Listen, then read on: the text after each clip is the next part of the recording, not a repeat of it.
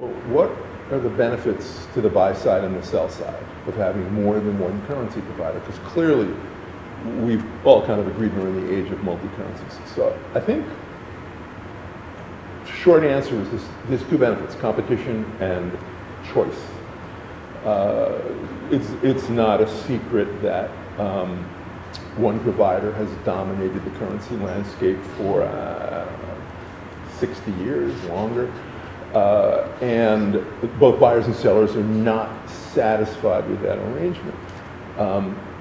So choice is clearly a benefit for buyers of measurement, which would be the buyers and sellers of advertising.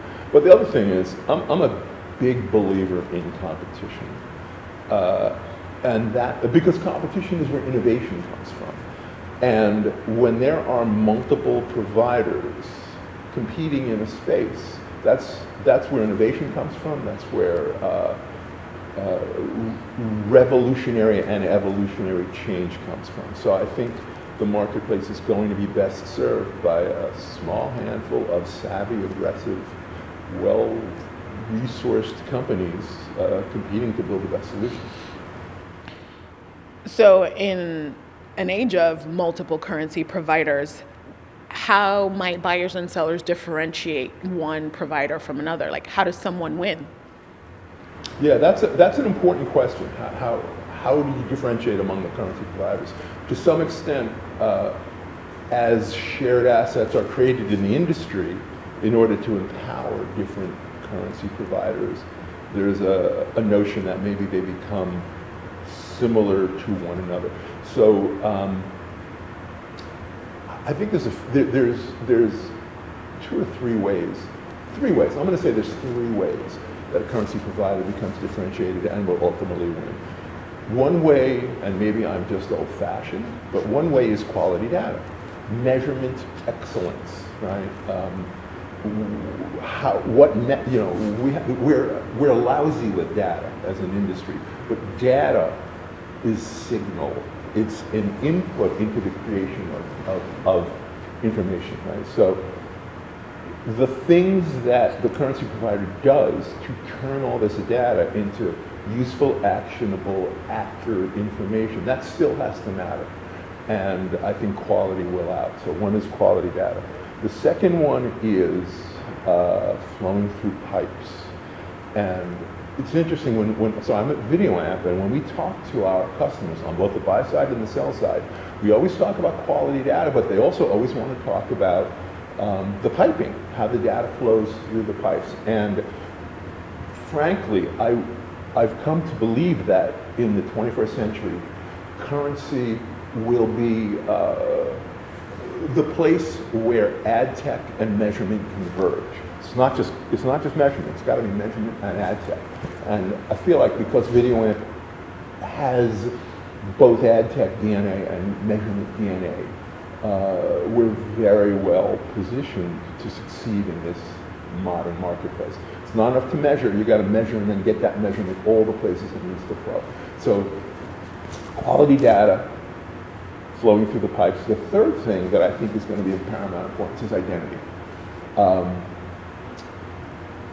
We need to create linear measurement, and then we need to map digital measurements to identities. We need to do this in an ever increasingly granular and precise fashion, and yet also be privacy compliant, which I often think to myself are paradoxical.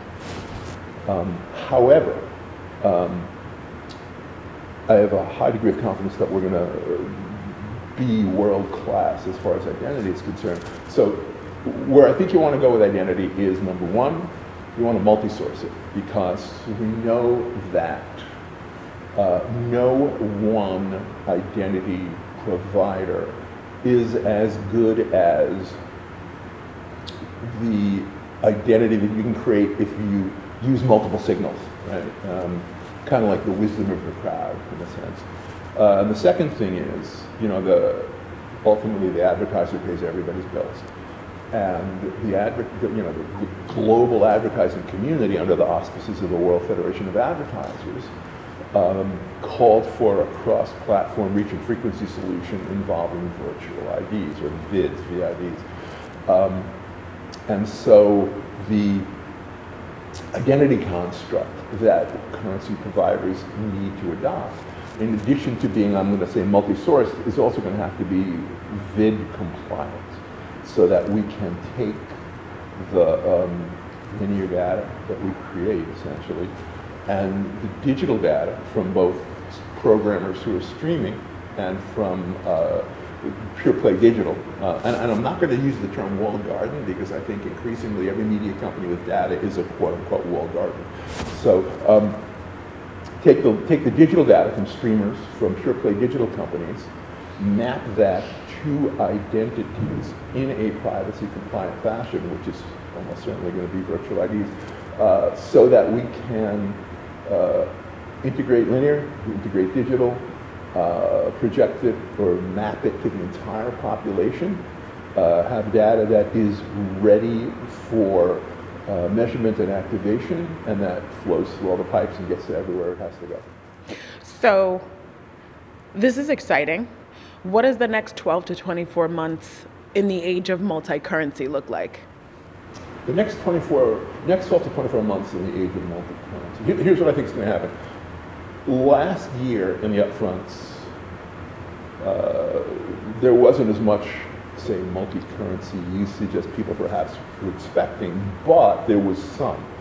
And what I was saying at the time was, what you want to do, Mr. Buyer or Ms. Seller, is plant a little garden of video amp, let's say, or whichever alternative currency you might want to use. Plant a little garden, a little patch in your currency garden, and water it and watch it grow, because your legacy solution is going away. Like it or not, your legacy solution is going away. So you really, if your tomatoes are going away, you really ought to plant some peppers, see how they grow. So this is the upfront, I think, where everybody is going to be moving further into alternative currencies to, I don't want to say test, I want to say validate their confidence. That's a better phrase. Validate their confidence in the performance of the alternative currencies. We know people are doing transactions with alternative currencies, with video amp. We know that's happening, and no one's complaining about it.